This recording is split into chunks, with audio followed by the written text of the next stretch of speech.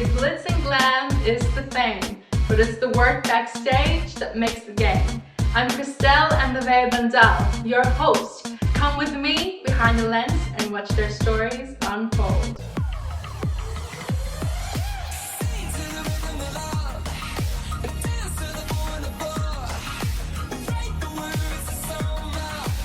Welcome back to another episode of Behind the Lens.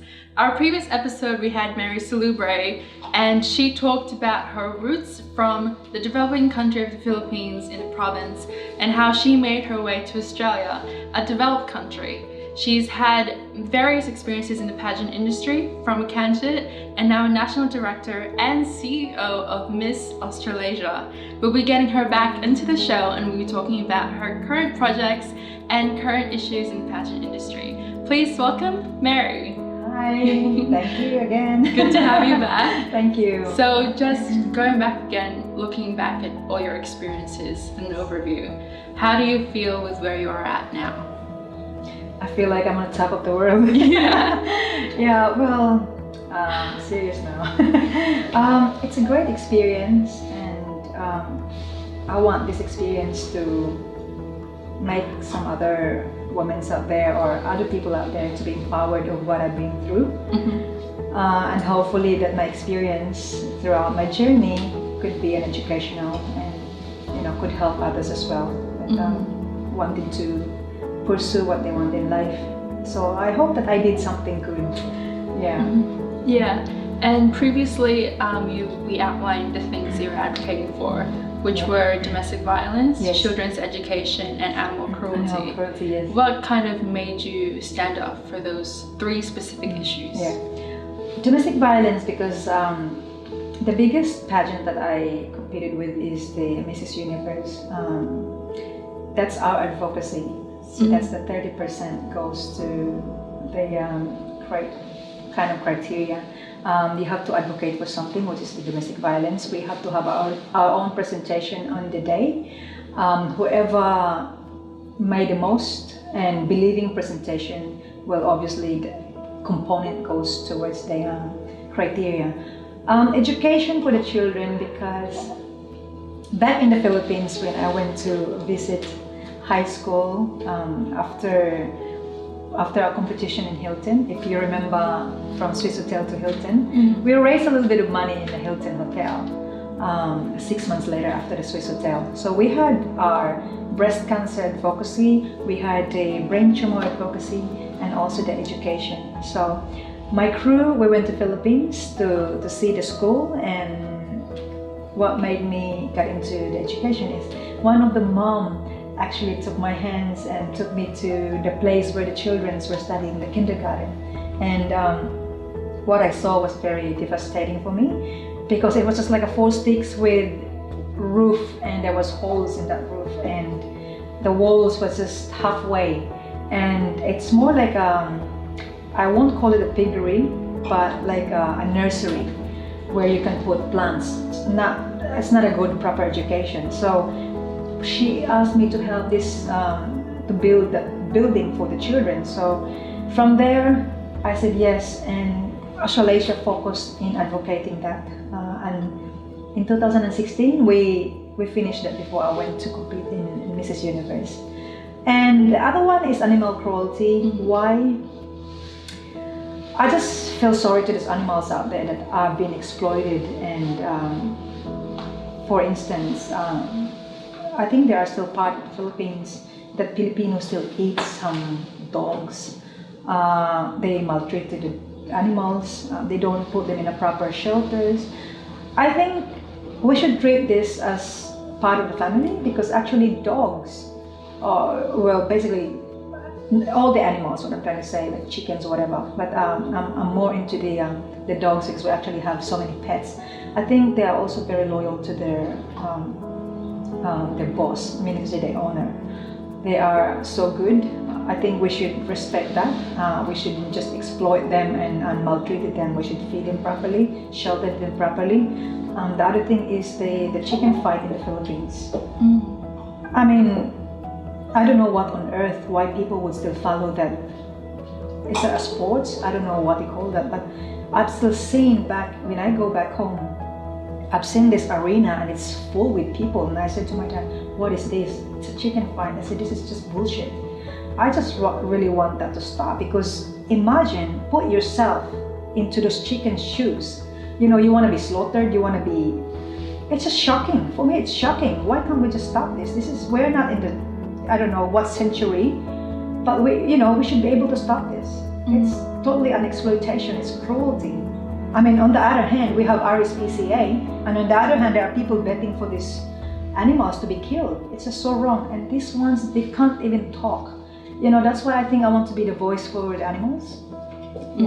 Yeah, that's good. That's really good. And what really stood out to me was your education and how you said you went to the Philippines in a province area? Yes, in Leyte, where I came from. Yeah, yes. So that must have really hit home. Yes, yeah. Oh my God, yes. Looking at those children, there are 25 children in the daytime. Yeah. And there are, in the morning, I'm trying to say, in the afternoon is 25. So there's 50 children that we accommodate in that kindergarten building that we built. And recently as well, in 2019, we also handed one more building in high school, and I think they could facilitate 45 students, high school students, which is again Australasia's project. That's very helpful. So Australasia, from the company that you own, you've built a kindergarten school for kindergartens. Yes. And you've built another school for high school students. Correct. Yeah. Yes. And how has it been since you built it? Do you go back there and visit every now and then? The last time I went there in May. That's when we handed the high school. I believe that they already use that as a classroom, and I'm actually going next week. So I'm hoping that I will go and just visit that high school with the students and have a selfie. Yeah. And so that came from Miss Australasia. Yes. With the candidates of Miss Australasia and the money that they raised, is that where the money went to go back to education advocacy? Correct. You gotta remember that every events that we have, there's a lot of overheads. We don't enforce our candidates to sell how many tickets. We don't enforce our candidates to pay for the entrance fee. It's just whatever that you think that you can see our advocacy where the money goes. Basically, we don't make money on the night. What we do is we don't still enforce, but we ask our charity queens, for example, the Miss, the little Miss, the teenager one, the Miss and the Mrs., whoever becomes the charity queen, they sometimes put things together. They have their own event. Even though they're not singers, they sing, they have their little concert, they dance, whatever they can contribute towards that. We have our own charity event, and whatever we raise that night, that's when we send the money to the Philippines. That's good, that's really good. And with that, do you announce it to kind of your audience? Yeah, we do. We announce as much, and we still don't have the full house crowd. I don't know what happened to this crowd. They know where the money goes. Yeah. But we did our very best to make sure that we have enough. It doesn't happen straight away, but we do it slowly. Like when we make this money, I send the money to my parents because I'm very hands-on with my project. And my parents also very hands-on when it comes to building. So my dad is guiding all the workers. So what I do is when I collect the money, I send the money, take a picture, put it on Facebook that this is the progress. And when we raise another money, this is the progress until it's built. That's good. Yeah. And so then it becomes kind of like a whole community effort. Correct. And everyone's kind of they're aware of what's happening, yes, and they know that it's real and correct, that it is really happening. There are some other pageant systems, as we've kind of touched on, that raise money for charity, but they don't really show where it goes. Correct. Yes, I know that there are some pageantries that they use the word charity. I mean, they probably have the number to be the charity people or organizations, but what I'm trying to say, if the money is coming from the public, if the people, whoever raised that money, and if they want to look at the books, just query of what they've done, because I know you call yourself a charity, but the people wants to see where did the money went. Mm-hmm. So I think it's very dangerous in Australia that you call yourself a charity. I mean, I'm just gonna clarify that I'm not a charity. I don't have that number for charity, but even though we don't have that number, we still raise money for our charity, our advocacy, and send that money. What I'm trying to say is, if the public wants to query of what's happening with that book, we are entitled to, because once that the book is not satisfied, I mean the public are not satisfied with what they've seen in the books, it can be a fraud, and it's dangerous because you can be jailed with that. Mm-hmm. And that can kind of also leave a gap between the candidates who have made the effort to raise that money. Yes. It kind of leaves them in the dark, like where did it go? Correct, yeah. I mean, it's not just the candidates. I don't know what's these candidates, if they just want the titles. Maybe, okay, I'll raise so much money for the titles, like you're buying your titles. But the people, the public that went and watched, it's for me, it's kind of, I won't say prostituting the industry, but it's like exploitation as well. Mm-hmm. Because really, if you are a charity, we need to see what is your charity, what is your advocacy. Are you building, or are you trying to do something? Maybe I don't know, trying to refurbish any places in the Philippines that needs to be done. Mm-hmm. I haven't seen anything like that. That's the question that needs to be, queried out there. Yeah. And what do you think needs to be done to solve it? I think what we should do is the candidates itself should know what you should get into, unless you really want to be the title holder basing on the charity, whatever you raise. But I think that's not the purpose. I think as a candidate, we should know what's our charity, and is the money goes to the charity. Because that's what I said, it's exploitation, and it's really inflicting to the other people that really did raise for the charity. Mm-hmm. It doesn't, bring a good name for the industry. Yeah, and it's creating, let's say, kind of like they should be responsible to make follow-ups. Mm. And as a national director of a pageant, do you create a relationship with a specific charity, and that's kind of like an ongoing with every year that you hold a pageant? Yeah, for me, as what I've said, I'm still gonna continue in building. Yeah. Whether from my own money, whether from my own beauty queens, or sometimes I have friends trying to help. If we can't finish this building, some friends could see that I'm struggling, so they offer to finish the 30% that it's not been done.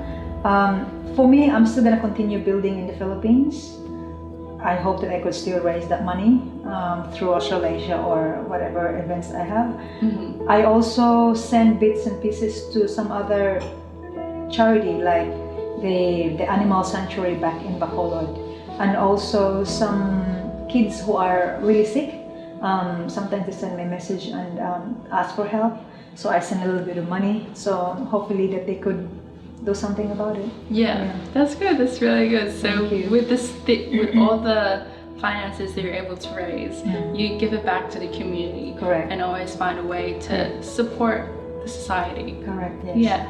And as a national director, you've kind of expanded to, you have junior, you have teens. Yes. What made you expand it to the younger generations? As I think the pageantry industry now is it's going big. Unlike before, back in 5 years' time, it wasn't that much. And nowadays, even the kids are also getting encouraged to get in and want their title, as long that we will just guide them in the right way, right manner, that's fine.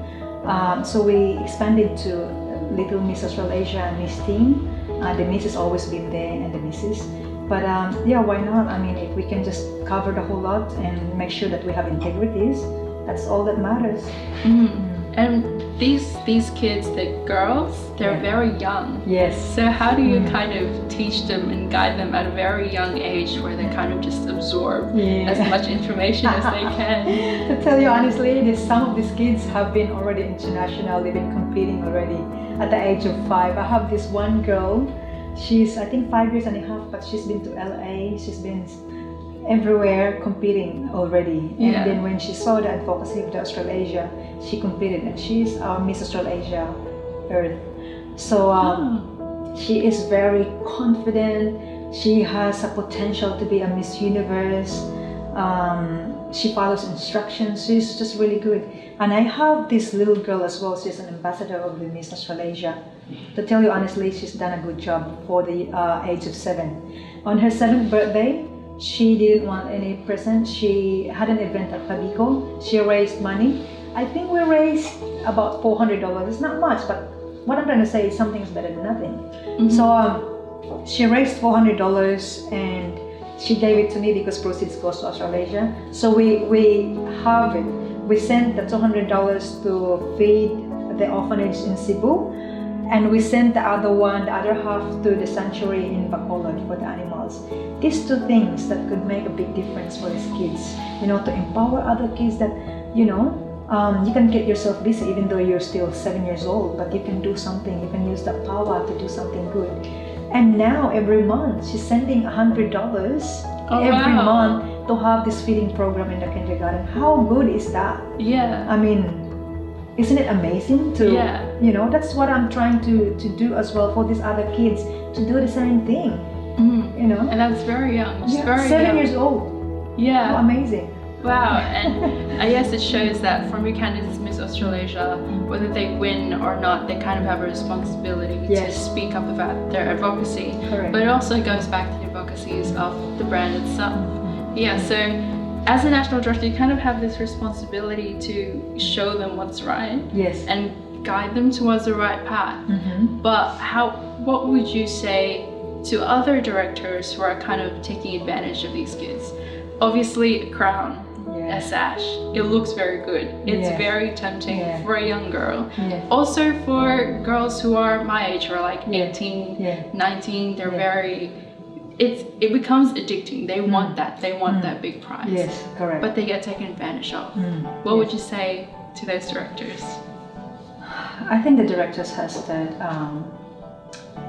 they should let their candidates or their aspiring candidates that it's not just about the beauty, it's about what you believe in, the advocacy. I mean, in my own opinion anyway, that's what I've been hammering out there, that it's not just about the beauty, it's about the advocacy, and hoping that they will do the same thing. I mean, it depends. Maybe there are some directors out there that they just want the money as well, that they will exploit their own candidates. I mean, how bad is that? Instead of helping your own candidates to raise them to be a better person, they themselves, I'm not gonna say screw them up, but they ask money or pay for my airfare, pay for this, and it's kind of exploitation for me. So I don't think that, look, it depends on how you carry yourself, but at the end of the day, those actions wouldn't last, I would say, because if you exploit your candidate, the candidate would find out eventually. So I think we should have a duty to make sure that these aspiring candidates should know what they're getting into, rather than leaving it to your directors, because as what I said, there are a lot of directors out there who are not doing the right thing, and they run it as a business. And exploiting as well. And for the candidates who have, unfortunately, may have experienced these things, they kind of need that strong support system to kind of bring them back up and recover. How do you think you could help them as an individual, but also help the people in that support system to kind of give them advice on how to treat the situation? I will just give you a good example. This is when I competed in the Mrs. Universe. So for me, the Mrs. Universe advocate for something, which is domestic violence. So I advocate for the education because there's no better other things. There's domestic violence because there's a lot of people that are not educated or they're not aware. Because if you're educated and you knew what's going on, you would be able to make sure that you carry yourself properly through education. And when I went to the Mrs. Universe, I said to myself, if they're just going to listen to my advocacy that I'm going to build educations everywhere, we'll start with Southeast Asia, I think that'll be hands-on, I will be the person. But that's what I said again, it depends on the organizations, what they're looking for. So I went there and and happily proud saying that I will make sure that I will advocate for education so there will be no domestic violence. Well, I came up with Mrs. Courage, Mrs. Universe Courage was my title, which again, I'm very happy. Even though I didn't get the main title, I used that title to better myself. I mean, when I was competing, they think I was a lawyer. Everybody's just coming to me, oh, can you give me advice for this? What do you think should I do for this? I said, what do you think I am, a lawyer or something? Yeah. Like they can see that in my face that I have that courage, that I'm willing to speak up with what I believe, what I think is right. So for them, they come to me and be, I don't know, encouraged. And that's what I've said. Look, you know, I mean, and then you get hyped up because you get angry because they think that there's something going on.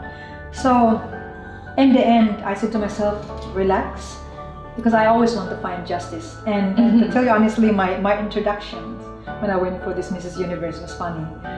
The reason why I'm competing for the Mrs. Universe because I believe that there's a lot of women out there who are seeking for justice, and I'm here standing for those women who are really seeking for justice.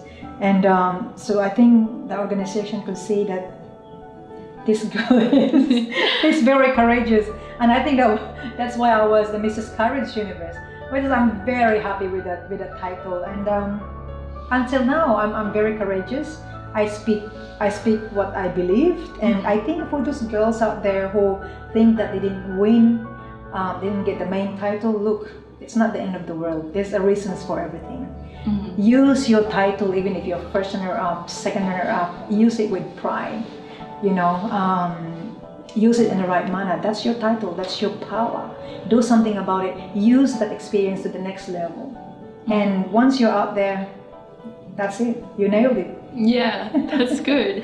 So they should be able to go back and use that experience and not just throw it away. Correct. And leave it in the ditch and kind of Correct. use it to build themselves up. Yes. Yeah. Yeah. But I think even, I mean, to tell you honestly, even those winners, I would love to ask what have they done to better the community. I don't think they have done something, you know, I think I did something good. I mean, from the Mrs. Universe experience, I built 2 schools. Sometimes there are people that wants to seek for an advice. They message me, what do I do? And I think that's a good thing that I, you know, shared my experience to these people to become a courageous person. I did a lot of charity. For me, even I was the Mrs. Courage Universe, I think I was the winner. Yeah. At the end of the day. That's a very good mindset. Mindset is very important. Yeah. So also for the winner of not just Australasia, but just a winner of any pageant, should they still continue to work in their advocacy even if they've already got the crown? They shouldn't stop. I mean, the only reason why people stop because they're not really there for their passion. They have no compassion at all. And as what I said, they just want the title, they just want the fame, they just want the money. I think if you are a true beauty queen, you should continue of what you believed in. Yeah, no matter what, your reign is finished.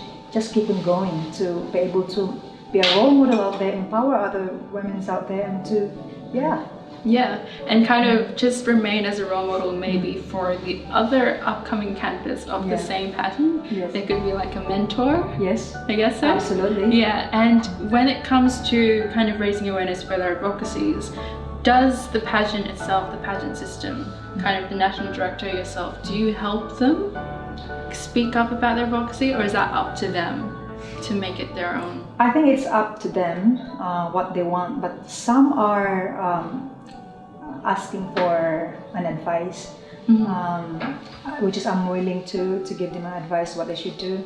That's what I've said. My Facebook, it's all about positivity. If I need to speak up, I say something on Facebook. That's how I release my anger to others.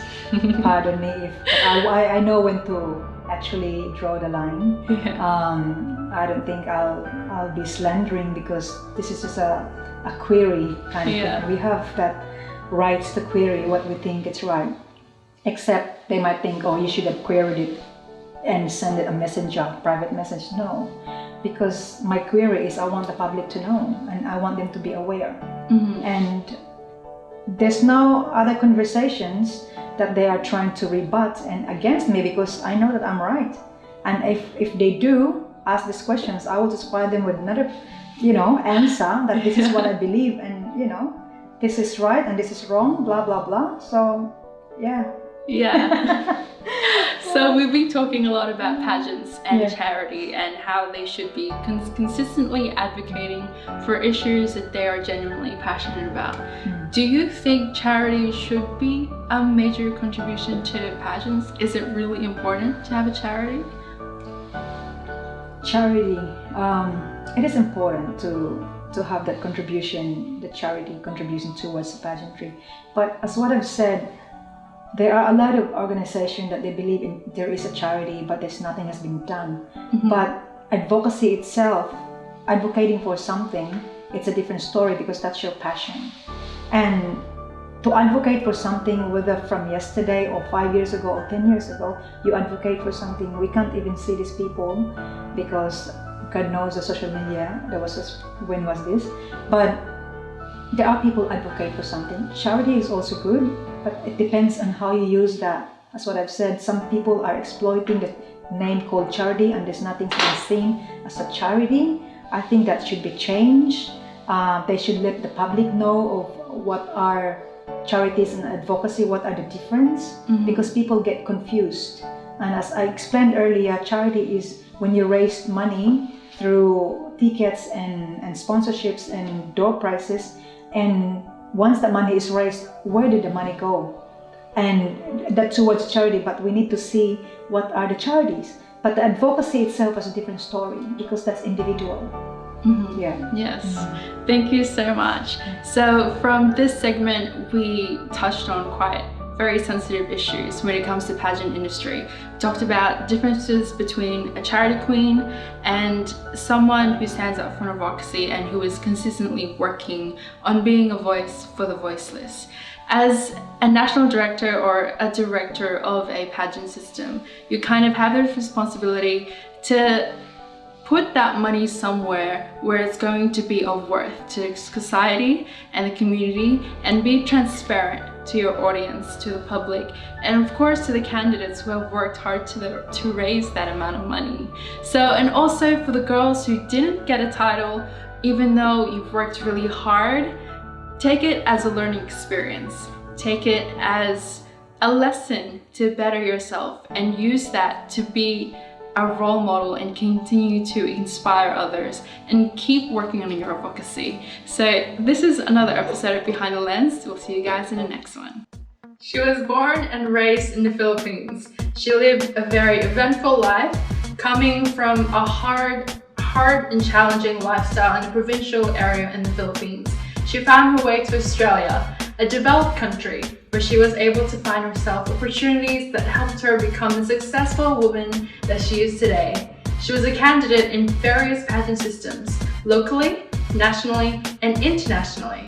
She was able to use those experiences to become a good role model to directors, to national directors and owners of pageants. Because as a national director of a pageant and an owner, you have the responsibility to make sure that you take care of your candidates with genuine and passion, because you have a purpose, you are a voice for a specific issue, and you need to make sure that everything you do is transparent, that everyone is involved, so that it can continue to grow and become the success that you want it to be. Thank you so much for watching Behind the Lens. We'll see you guys next time. Glitz and glam is the fame, but it's the work backstage that makes the game. I'm Crystel Bandal, your host from Behind the Lens, and this is Miss Runway Supermodel Australia.